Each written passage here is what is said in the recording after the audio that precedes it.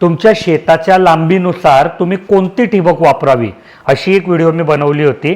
त्याच व्हिडिओच्या कमेंटमध्ये हा एक प्रश्न शेतकरी दादाने विचारला आहे की ठिबक जीवामृतमुळे भरपूर चोकअप झालेला आहे, सल्फ्युरिक ॲसिड आणि फॉस्फरिक ॲसिड सोडल्यानंतरही फरक पडत नाहीये, तर काय करावं, कृपया उपाय सांगा।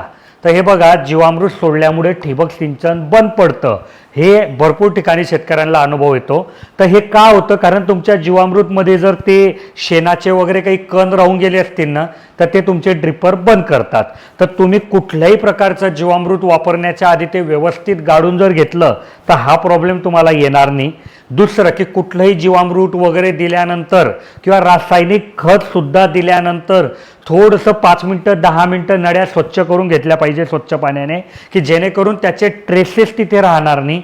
तर तो एक विषय झाला। पण आता तुमची ठिबक चोकअप झाली आहे, सल्फ्युरिक ॲसिड फॉस्फरस ॲसिड नाही, काहीच फरक पडत नाही आहे, तर अशा वेळेस तुम्ही हायड्रोक्लोरिक ॲसिडचा उपयोग करा।